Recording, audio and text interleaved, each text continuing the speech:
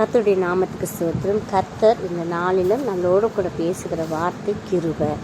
தேவனோட கிருபை நம்மளோடு கூட இருக்கணும். நீங்கள் கொலோசியர் 4ஆம் அதிகாரம் 6 பார்த்தீங்கன்னா, அவனுக்கு இன்னின்படி உத்தரவு சொல்ல வேண்டும் என்று நீங்கள் அறியும்படிக்கு உங்கள் வசனம் எப்பொழுதும் கிருபை பொருந்தினதாயும் உப்பால் சார மீறினதுமாய் இருப்பதாக. ஆமேன். எவ்வளோ அழகான வசனம் இல்லை? நம்மளோட வாயிலேருந்து வருகிற வார்த்தை என்னவா இருக்கணும்? ஜீவனுள்ள வார்த்தையாக இருக்கணும், பிரோஜனம் உள்ள வார்த்தையாக இருக்கணும், கிருபை உள்ள வார்த்தையாக இருக்கணும். இன்றைக்கி அநேகர் பார்த்தீங்களா, வாயிலிருந்து கொடுக்கப்பட்ட வார்த்தை சாபக்கேடுகளாகவும் பழி வாங்குறதாகவும் நிறைய எரிச்சலின் வார்த்தைகளும் நம்ம பார்த்துட்ருக்கோம். ஆனால் நாம் தேவ பிள்ளைகளாக தெரிந்தெடுக்கப்பட்ட நாம் ஒரு நாளும் என்ன செய்யக்கூடாது? அப்படிப்பட்ட காரியங்களில் அப்படியாய் நம்ம வார்த்தைகளை பேசக்கூடாது. நமக்கு எவ்வளோ கஷ்டம் வந்தாலும், நமக்கு எவ்வளோ துன்பம் வந்தாலும் நம்ம என்ன பண்ணணும்? ஒரு வசனம் கூட, அருமையாக ஒரு வசனம் ஒன்று இருக்குது. நாங்கள் எப்பக்கத்திலும் நெருக்கப்பட்டும் ஒடுங்கி போகிறதில்லை, கலக்கம் அடைந்தும் மனம் முறிவதில்லை, துன்பப்பட்டும் கைவிடுகிறதில்லை, கீழே தள்ளப்பட்டும் மடிந்து போகிறதில்லை. இல்லை, நம்மளோட தேவனாக இயேசு கிறிஸ்துவின் பிள்ளைகளுக்கு நம்ம நெருக்கப்பட்ட கூட ஒடுங்கி போக மாட்டோம். ஏன் தெரியுங்களா? கர்த்தரோட ஜீவனுள்ள வார்த்தை நம்மளோட கூட இருக்கும். கலக்கம் அடைந்தாலும் மனம் முறிவடையதில்லை. எவ்வளோ பேர் நம்மளை எவ்வளோ காயப்படுத்தலாம், நமக்கு மனசு கலக்கமாக இருக்கலாம். நம்மளை அவங்க ஏதாவது ஒரு காரியங்களில் நம்மளை துன்பப்படுத்திக்கிட்டே இருப்பாங்க, தொடர்ந்து எரிச்சல் மூட்டிக்கிட்டே இருப்பாங்க. ஆனால் கூட என்ன பண்ணுறது? கலக்கம் அடைந்து நம்ம மனசு முறிஞ்சு போனால் கூட அந்த தேவ வார்த்தை நம்மளை தேற்றினதாக இருக்கும். துன்பப்பட்டும் கைவிடப்படுறதில்லை. எவ்வளோ பேரால் நம்ம அநேக காரியங்களை துன்பப்பட்டாலும் இந்த தேவ வார்த்தை கிருபையாய் நம்மளோடு கூட செயல்படும் போது ஒரு நாளும் நம்ம என்ன பண்ணுறதில்ல? கைவிடலை. கீழே தள்ளப்பட்டும் மடிந்து போகிறதில்ல. ஒருவேளை நம்மளை கீழே தள்ளிட்டாங்கப்பா, நம்மளால் எழுந்திருக்கவே முடியல, யாரும் கை தூக்கலை, அப்பவும் நம்மளோட தேவ வார்த்தை கிருபை உள்ள வார்த்தை என்ன பண்ணுமா? நம்மளோட கூட இருக்கும். அதுக்கு காரணம் நாம உண்மை உள்ள கிறிஸ்துவர்களாக வாழணும். நம்ம ரெட்டை வேஷமாகவும் ரெட்டை நாக்குடையவர்களாகவும் 2 இருதயம் உடையவர்களாகவும் 2 மன உடையவர்களாக நம்ம இருக்கவே கூடாது. எப்பொழுதுமே தேவனுக்குள்ள உண்மை உள்ள நல்லவர்களாக இருக்கணும். நம்ம மற்றவங்களுக்காக ஒருத்தருக்காக ஒருத்தரை சார்ந்தவர்களாக இருக்கக்கூடாது. கர்த்தரை சார்ந்தவர்களாக, அவரோட வார்த்தையை சார்ந்தவர்களாக நம்ம இருக்கணும். நீங்கள் பார்த்தீங்கன்னா ஒரு வார்த்தை கூட, நீங்கள் மிகுந்த உபத்திரவத்திலே பரிசுத்த ஆவியின் சந்தோஷத்தோட திருவசனத்தை ஏற்றுக்கொண்டு எங்களையும் கர்த்தரையும் பின்பற்றுவர்களாகி. இல்லை, தெசலோனிக்கேயர்ல பார்த்தீங்கன்னா அழகா இருக்கு. நீங்கள் மிகுந்த உபத்திரத்திலே பரிசுத்த ஆவியின் சந்தோஷத்தோட திருவசனத்தை ஏற்றுக்கொண்டு. நீ மிகுந்த உபத்திரமே பட்டா கூட பரிசுத்த ஆவியின் சந்தோஷத்தோடு திருவசனத்தை நம்ம ஏற்றுக்கொள்ளணுமா? அப்போது கர்த்தர் என்ன பண்ணுவார்? கர்த்தரையே நம்ம பின்பற்றும் போது கர்த்தர் நம்மளோடு கூட இருப்பார்.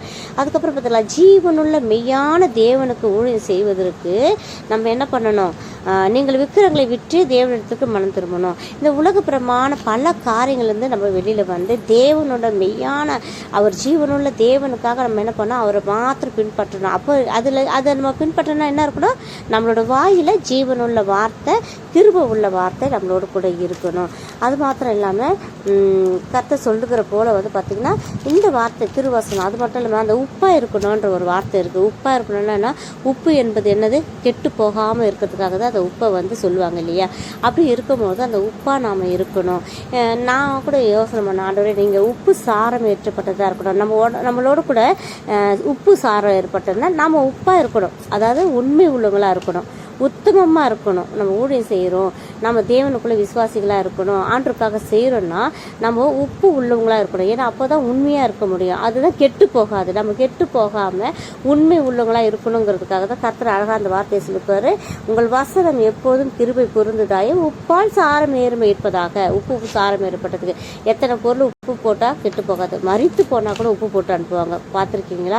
கெட்டு போயிடக்கூடாதுன்னு நம்மளுக்குள்ள ஒரு என்ன சொல்கிறது, ஒரு சின்ன அல்ப ஆசை அவங்க சார். ஆனால் நான் ஆண்டவர்கிட்ட கேட்டேன், ஆண்டவரே அப்போ எங்களோட உடல் பார்த்திங்கன்னா உப்பாக இருக்கிறது, அப்போது அது எப்படிப்பா அப்படின்னு ஆண்டவருக்குள்ளே நான் பேசும்போது ஆண்டவர் சொன்னார், நம்மளை படைக்கும் போது தேவன் நம்மளை உப்பு உள்ள மனுஷன் தான் படிச்சிருக்கிறாரு. ஏன்னா அந்த மண்ணில் எப்படி உப்பு போட்டு அனுப்புகிறாங்களே இறந்தப்போ, நான் அப்போ யோசனை பண்ணிக்கிட்டே இருந்தேன் கர்த்தர் என்னோட பேசும்போது. நம்மளுடைய வேர்வை வந்து உப்பாக இருக்கும்னு சொல்லுவோம். நம்மளோட உடலில் இப்படி பார்த்தோம்னா உப்பாக இருக்கும், நக்கி பார்த்தோம்னா என்ன உப்பாக இருக்கணும். அப்போ தேவன் நம்மளை படைக்கும் போதே நம்ம நல்லவங்களாக இருக்கணும், உண்மை உள்ளவங்களாக இருக்கணும் தான் அவர் அந்த உப்பு சாரம் ஏற்றப்பட்டு நம்ம கெட்டு போயிடக்கூடாது, இந்த உலகத்தின் வாழ்க்கையிலே கெட்டு போயிடக்கூடாது, இந்த ஜீவன் கெட்டு போயிடக்கூடாதுன்னு தான் ஏசுப்பா நம்மளை கர்ப்பத்தில் உண்டு பண்ணும் போதே நம்மளை உப்பு உள்ள ஒரு மனுஷனாக தான் படைத்திருக்கிறாரு. நாம தான் என்ன பண்ணுறோம், அது உப்பு சாரமாக இருந்தாலும் கொண்டு போய் தண்ணியில் போய் கரைச்சிடுமோன்னு நினைக்கிறேன் நான். அந்த உப்பு இல்லாதபடி நன்றி கெட்டவர்களாய் நிறைய நேரத்தில் வந்து உபயோகம் இல்லாதவர்களாக போயிடுறோமோன்னு யோசிக்கிறேன். அப்போ இது என் ஆவியானவர் என்னோட கூட பேசின விஷயம். நம்ம வயிற்றில் இருக்கும் போதே கர்த்தர் உப்பு சாரம் ஏற்றுகளாக தான் நம்ம இருக்கிறோம். ஏன் உப்பு கெட்டு போகாது இல்லையா? அப்போ தான் நம்மளோட ஜீவனும் நம்மளோட சரீரம் கெட்டு போயிடக்கூடாது. நம்ம உலகத்தில் சரீரமாக நம்மளை அனுப்புகிறாரு. அப்போ அந்த சரீரம் கெட்டு போகக்கூடாதுன்னு சொல்லிட்டு தான் அப்பா என்ன பண்ணுறாருன்னா இந்த உப்பையே நம்மளுக்கு பிறக்கும் போதே கொடுக்குறாருன்னு. அப்போ ஆத்மா கெட்டு போகாமல் இருக்கணும்னா என்ன பண்ணணும், நம்ம வசனங்கிற மண்ணாவே எடுத்துக்கணும், வசனத்தை நம்மளுடைய இருதயத்தில் வாங்கிக்கணும்.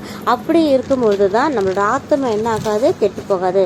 நம்ம உடம்புல எப்படி அவர் வந்து உடம்புல உப்பு கொடுத்துட்டாரு, அதனால தான் நம்ம உடம்பு எப்படி கெட்டு போகாமல் இருக்க ஆண்டவர் செஞ்சுட்டாரு. நம்ம ஆத்மா வந்து என்ன பண்ணணும், அந்த கெட்டு போகாமல் இருக்கிறதுக்கு தான் வசனங்கிற மண்ணாவை நம்மளுக்கு கொடுக்குறாரு.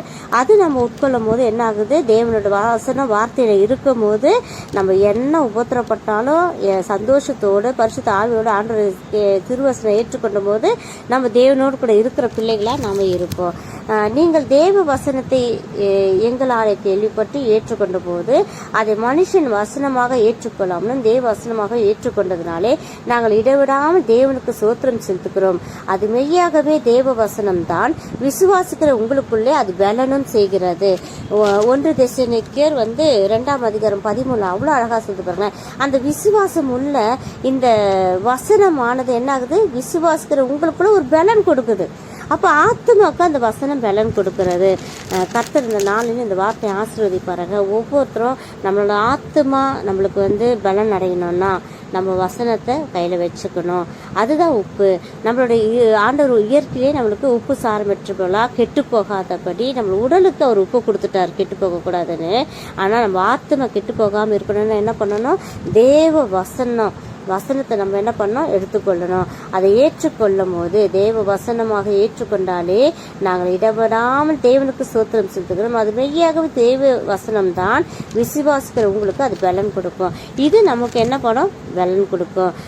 இன்னும் வசனம் கூட பார்த்தீங்கன்னா, இப்பொழுதும் தீமைத்து உங்களிடத்திலிருந்து எங்களிடத்தில் வந்து உங்கள் விசுவாசத்தையும் அன்பையும் குறித்து நீங்கள் எப்பொழுதும் எங்களை பட்சமாக நினைத்துக்கொண்டு நாங்கள் உங்களை காண வாஞ்சியாக இருக்கிறது போல நீங்களும் எங்களை காண வாஞ்சியாக இருக்கிறீர்கள் என்பதையும் எங்களுக்கு நற்செய்தி சொன்னதுனாலே கர்த்தருக்குள் நம்ம வாஞ்சியாக இருக்கணும். அவரோட நற்செய்தியை கொண்டு போய் சேர்க்கிறவங்களா இருக்கணும். கர்த்தர் இன்னும் அநேக வார்த்தைகளை வசனத்தை குறித்து சொல்லிகிட்டே இருக்கிறாரு. ஆனாலும் இன்றைக்கு நம்மளோட ஆத்மாக்கு வசனங்கிற ஒரு கிருபை பொருந்திய வார்த்தையும் நம்மளுடைய உடலுக்கு கெட்டு போகாமல் இந்த சரீரம் இருக்கணும்னா உப்பாகவும் நம்ம இருக்கணும். நம்ம இன்றைக்கும் தேவனுக்கு உண்மையாக இருக்கணுங்க. நிறைய பேர் போலியாக இருக்கிறாங்க, நிறைய பேர் இந்த உலகத்தை சார்ந்து போயிட்டே இருக்கிறாங்க கடைசி காலம். ஆனால் என்ன பண்ணுறாங்க, தேவனுடைய ராஜ்யம் சமீபமாக இருக்குதுன்னு போதிக்கிறவங்களும் என்ன பண்ணுறாங்க, பெரிய பெரிய ராஜாக்களை தேடிக்கிட்டும் ராஜ்யத்தை தேடித்தும் போயிட்டு இருக்காங்க. ஆனால் நீங்களும் நானும் அப்படி இல்லை. தேவனோட வார்த்தையை எடுத்துக்கொண்டு அவருக்காக உண்மை உள்ள உப்பாய் இருக்கணும். கர்த்தர் தாமே இந்த நாளே இந்த வார்த்தையை ஆசீர்வதிப்பாங்க. ஆமென்.